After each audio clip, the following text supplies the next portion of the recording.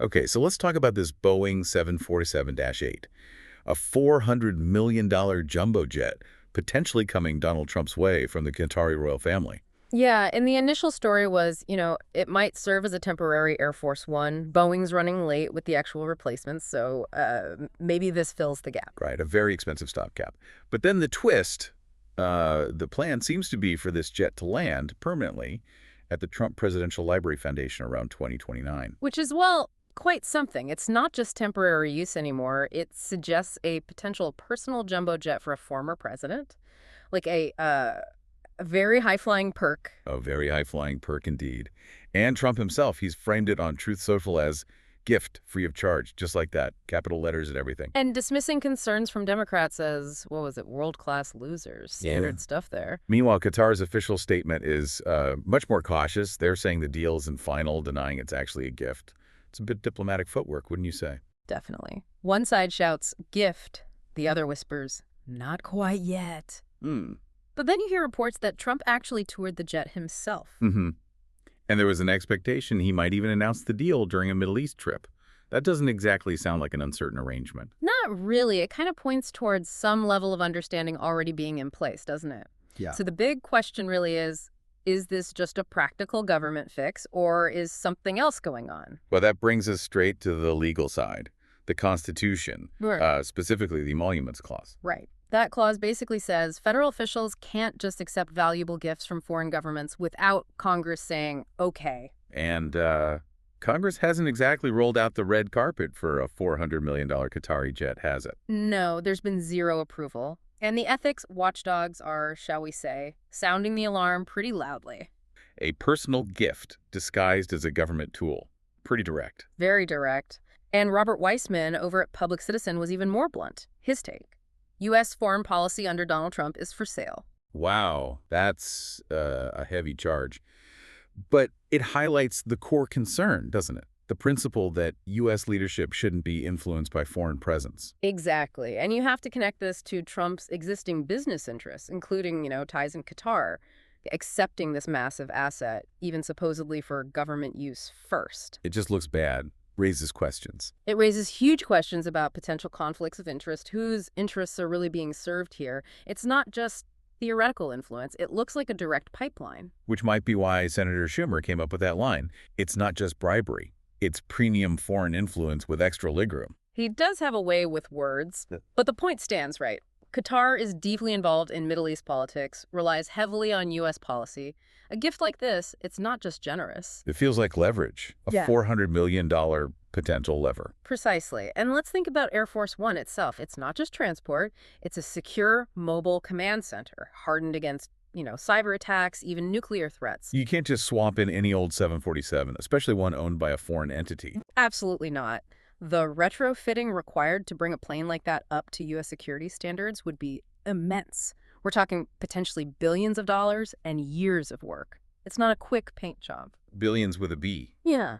And you've got former Air Force Secretary Frank Kendall warning that Trump might try to cut corners on safety to get it flying sooner. Which is, frankly, terrifying, taking shortcuts on the security of Air Force One.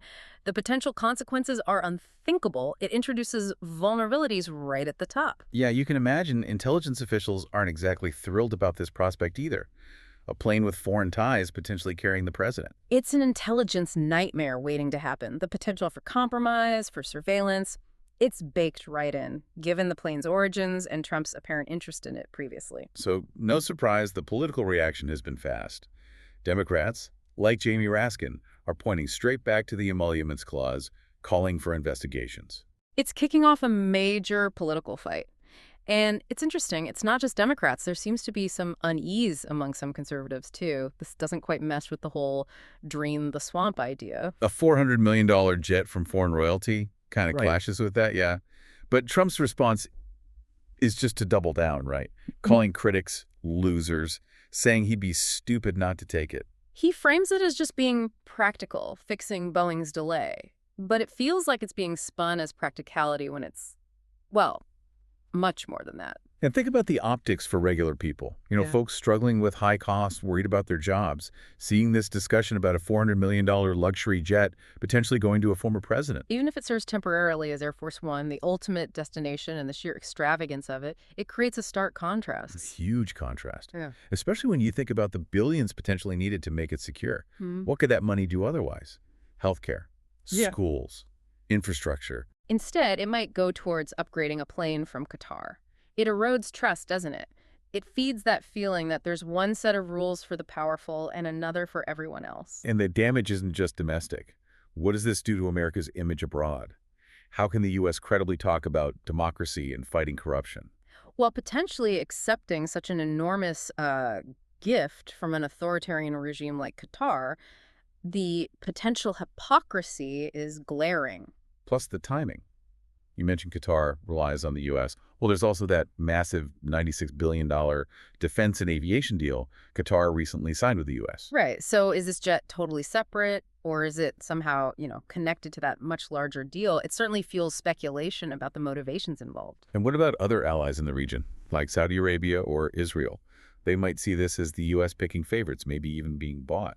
It turns diplomacy into a kind of bidding war. It really could shift perceptions, and it also completely breaks with long-standing presidential practice. Well, normally, any significant gift from a foreign government, anything above a pretty small value, goes straight to the National Archives when a president leaves office. It belongs to the American people. Not to the former president's foundation to potentially control. Exactly. A gift of this scale ending up potentially under personal control via a foundation, that's unprecedented. And it sets a really dangerous precedent for future influence peddling. If a $400 million plane is possible, what else could be offered down the line? What doesn't get reported? That's the worry. It opens a door that maybe shouldn't be opened.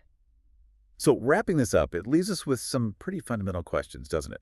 What does this whole situation say about power, about privilege, about what our leaders prioritize? And is that core idea that government serves the people being overshadowed by these kinds of potential arrangements with foreign powers? It makes you wonder about the subtle pressures. The unseen strings, perhaps? Accepting something this big, even if there are no explicit conditions, does it create unspoken obligations? Does it shift perspectives, even unconsciously? It's hard to imagine it wouldn't on some level. The psychology of reciprocity is powerful. And maybe the final thought for you to chew on is this. If a deal involving a $400 million jet can come this close to happening, or maybe even is happening under wraps, what other exchanges, what less visible influences might be shaping decisions behind closed doors? That's all for today's Dissent Picks. If you believe in standing up for what's right, please check out our collections at dissentpicks.com, featuring thought-provoking t-shirts, mugs, stickers, and more that amplify your voice. Remember, when power corrupts, resistance becomes duty. Stay informed, stand strong, and we'll see you next time.